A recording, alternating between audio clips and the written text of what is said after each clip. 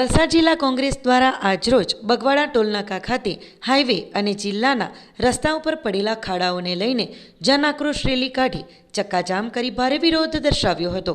ટોલનાકા ઉપર નીચે બેસી જાય રોડ નહીં તો ટોલ નહીંના નારા સાથે વિરોધ કરવામાં આવ્યો।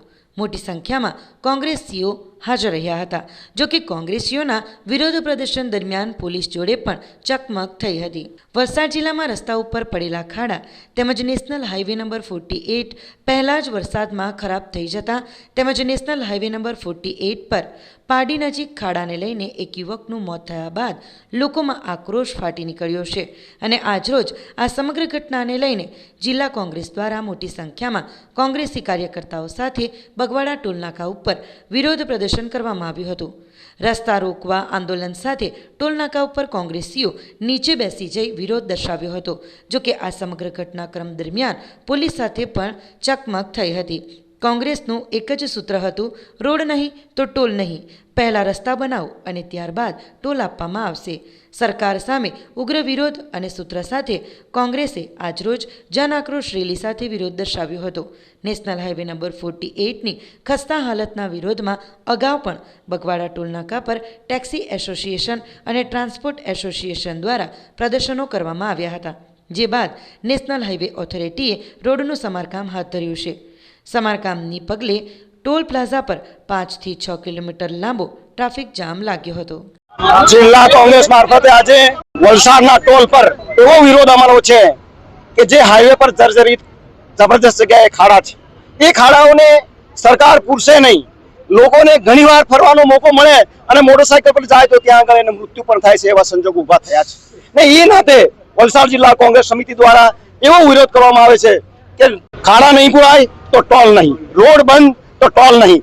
જે આઈઆરબી જે રસ્તો સામાન્ય રીતે આખા વલસાડમાં આગળ તો આખા ગુજરાતમાં એક કોન્ટ્રાક્ટ લઈને જે કામ કર્યું છે એમનો કોન્ટ્રાક્ટ છે અને સામાન્ય રીતે સરકાર દ્વારા કોન્ટ્રાક્ટ આપવામાં આવ્યો છે। સરકારને અમે ડેરી સરકારને અમે એમ કહેવા માંગીએ છીએ કે એક ચાઇનામાં જેવું રાતોરાત પુલ તૈયાર થતા હોય તો અહીંયા ખાડા પૂરતા એને 2 મહિના લાગે। આ તો કઈ જાતની સરકાર? આજે કોઈ પણ જગ્યાએ એમ્બ્યુલન્સ જતું હોય, બીજી જગ્યાએ હોય તો એ એમ્બ્યુલન્સમાં સામાન્ય રીતે મૃત્યુ પણ થઈ જાય પણ એ હોસ્પિટલ ન પહોંચી શકે એવી આખા વલસાડમાં હાલત છે।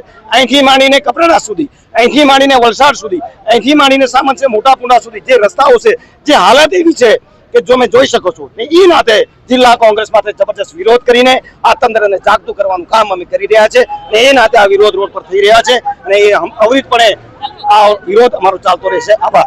આજરોજ વલસાડ જિલ્લા કોંગ્રેસ સમિતિ દ્વારા હાઈવે ઉપર જે ખાડા પડેલા છે અને જે ખાડાના લીધે વારંવાર લોકોના જીવ જઈ રહ્યા છે, છતાં પણ આ લૂલી લંગડી બેરી સરકાર ઊંઘમાંથી ઉઠતી નથી। જાડી ચામડીની સરકારને કોઈ ફરક નથી પડતો, લોકોના જીવ જઈ રહ્યા છે, છતાં પણ મોટા મોટા નેતાઓ ફક્ત ચૂંટાઈને પોતાના ઓફિસમાં બેસીને મીડિયા સામે આવીને બોલે છે પણ ગ્રાઉન્ડ લેવલ પર આવીને ખાડા જોતી નથી અને ખાડા પૂરતી નથી। એટલા માટે આજે કોંગ્રેસ દ્વારા આજે બહાર આવીને આંદોલન કરવા પડી રહ્યું છે। વાપી મહાનગરપાલિકા દ્વારા બનાવવામાં આવેલા રોડ રસ્તાને લઈને કમિશનર દ્વારા કરાયું નિરીક્ષણ। રોડ રસ્તાની ગુણવત્તાની ચકાસણી કરવા બાબતે કમિશનર ઉતર્યા રોડ પર। મુખ્યમંત્રીના આદેશ બાદ મનપા કમિશનર પણ એક્શન મોડમાં જોવા મળ્યા। કમિશનર યોગેશ ચૌધરીએ જણાવ્યું કે મુખ્યમંત્રી દ્વારા તમામ લોકોને આદેશ કરાયા છે કે કોઈપણ વ્યક્તિને સાંભળવામાં આવશે નહીં અને રોડની ગુણવત્તાને લઈને કોઈપણ બાંધછોડ પણ કરવામાં આવશે નહીં। નવા માર્ગોમાં ખરાબી દેખાશે તો તાત્કાલિક કોન્ટ્રાક્ટર અને એજન્સીઓ પર કાર્યવાહી થશે। વાપી મહાનગરપાલિકા બન્યા પછી જૂના અને નવા રસ્તાઓને લઈને નિરીક્ષણ હાથ ધરવામાં આવ્યું। નવા રસ્તાઓમાં નાના મોટા ડિફેક્ટ આવશે એમાં કોન્ટ્રાક્ટરની જવાબદારી રહેશે અને કોન્ટ્રાક્ટરે પોતાના જ ખર્ચે આ રિપેર કરી આપવાનું રહેશે। આગામી સમયમાં જો રોડ ખરાબ થાય તો કોન્ટ્રાક્ટર વિરોધમાં કાયદાકીય પગલાં પણ લેવામાં આવશે।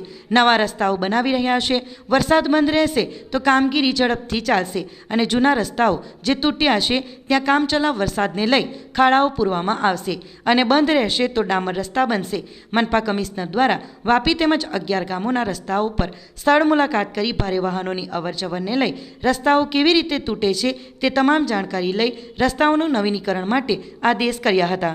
કોર્પોરેશન વિસ્તારમાં રોડ્સની કન્ડિશનને લઈને રાજ્ય સરકાર બહુ સેન્સિટિવ છે।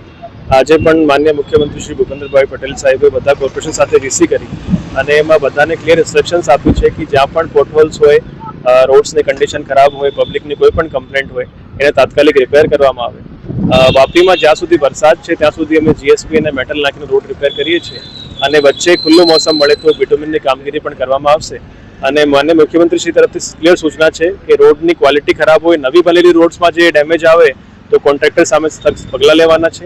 એમાં કોઈને સાંભળવાની જરૂર નથી અને કામ સારા હોવા જોઈએ એવી મુખ્યમંત્રી સાહેબની સૂચના છે. કોર્પોરેશનમાં પણ અમે આ જ પ્લાનિંગ કરીએ છીએ કે જેટલા પણ ડિફેક્ટ લાયબિલિટી પીરિયડના રોડ્સ હોય એ સારી કન્ડિશનમાં રહેવા જોઈએ. એમાં જે માઇનર ડિફેક્ટ્સ આવે તો કોન્ટ્રાક્ટરના લાયબિલિટીમાં એને ક્લિયર રિપેર કરવાનું હોય છે. અને જે સારા કામ થયા પછી પણ જે ડિફેક્ટ આવતા હોય તો અમે એવા કોન્ટ્રાક્ટર સામે એક્શન લેવાની પણ પ્લાનિંગ કરીએ છીએ. અત્યાર સુધીમાં જે નવી રોડ રિસેન્ટલી બની છે એમાં હાલમાં કોઈ પ્રોબ્લેમ્સ નથી, એનું અમે નિરીક્ષણ કરીએ છીએ. પણ ફ્યુચરમાં એની ડીએલપી પીરિયડમાં જે ઇશ્યુઝ આવશે તો અમે કોન્ટ્રાક્ટર સામે સખ્ત પગલાં લેશું એવું અમે કામગીરી કરવાના છે. માઇક્રો ઇંક કંપનીમાં નોકરી કરતા પાડીના 30 વર્ષીય યુવકી ચીંચાઈ પાર નદીમાં લગાવી છલાંગ. યુવકની શોધખોળ જારી, બાઇક પુલ પર મળી. ગઈકાલે મોડી રાત્રે એક યુવકે પાર નદીમાં છલાંગ લગાવી દીધી હતી. પાડીના ધગડમાળ વિસ્તારના રહેવાસી 30 વર્ષીય દીપેશભાઈ અરવિંદભાઈ નાયકા મોરખલ સ્થિત માઇક્રો ઇંક કંપનીમાં નોકરી કરતા હતા. રાત્રે 2 વાગ્યાના સુમારે દીપેશભાઈ પોતાની બાઇક નંબર GJ15DP0907 લઈને ઘરેથી વલસાડ તરફ નીકળ્યા હતા. ચીંચાઈ પાસે આવેલા પાર નદીના પુલ પર તેમણે બાઇકને પાર્ક કરી નદીમાં છલાંગ લગાવી દીધી હતી. પરિવારજનોએ શોધખોળ દરમિયાન પુલ પરથી બાઇક મળી આવી હતી.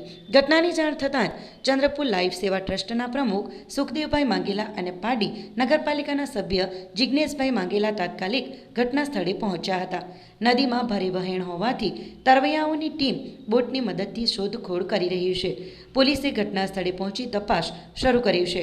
યુવકે આ પગલું શા માટે ભર્યું તે અંગે પોલીસ તમામ દિશામાં તપાસ કરી રહી છે. ઘટના સ્થળે પરિવારજનો અને સ્થાનિક લોકોનું મોટું ટોળું એકત્રિત થયું હતું. હાલ સુધી દીપેશભાઈનો કોઈ પત્તો લાગ્યો નથી. સંઘ પ્રદેશ દાદરાનગર હવેલી, દમણ અને દીવ પ્રદેશ ભાજપના નવનિયુક્ત પ્રદેશ પ્રમુખ મહેશભાઈ અગારિયા અને મહિલા પાંખ દ્વારા પ્રદેશ પ્રભારી દુષ્યંતભાઈ પટેલનું આજરોજ ભાજપ કાર્યાલય ખાતે સ્વાગત કરવામાં આવ્યું. દુષ્યંતભાઈ પટેલની મહેશ અગારિયાના પ્રદેશ પ્રમુખ બન્યાની આ પહેલી મુલાકાત છે. પ્રદેશ પ્રમુખની વરણી કર્યા બાદ હવે દુષ્યંતભાઈ પટેલના માર્ગદર્શન અને મહેશભાઈ અગારિયાના નેતૃત્વમાં પ્રદેશની કમિટીનું ગઠન થવા જઈ રહ્યું છે. જેના સંદર્ભમાં પ્રદેશ કાર્યાલય પર એક બેઠકનું આયોજન થયું હતું.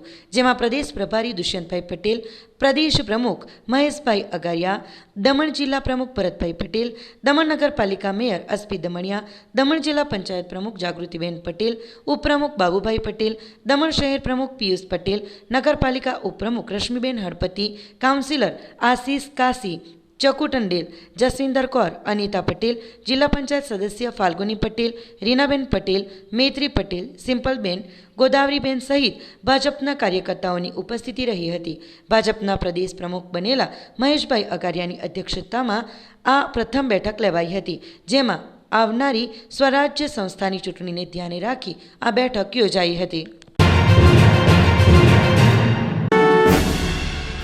સંઘ પ્રદેશ દમણ, દીવ અને દાદરા નગર હવેલી નવનિયુક્ત ભાજપના પ્રદેશ પ્રમુખ પદે નિમણૂક થયા બાદ મહેશ અગારિયાનું દરેક ગ્રામ પંચાયતો, સંસ્થાઓ અને અગ્રણીઓના નિવાસસ્થાને ભવ્ય સ્વાગત કરવામાં આવી રહ્યું છે.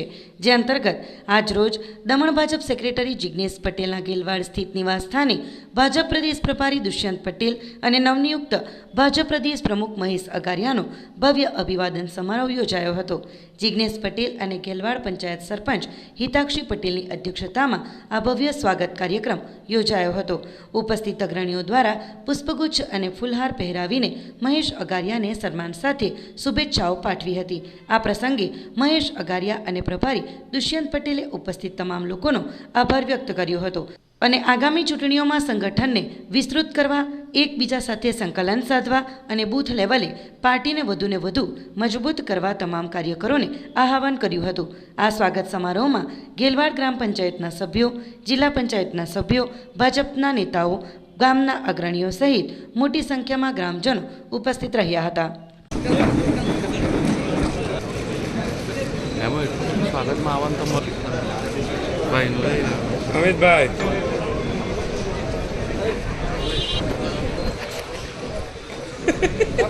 કેટલી માથામણ કરી લે એકવાર अरे भाई बाजू बाइक नहीं हाँ अवेले निकल हमारे यशस्वी प्रधानमंत्री जी नरेंद्र भाई चिंपल भाई विकास भाई और इस पंचायत के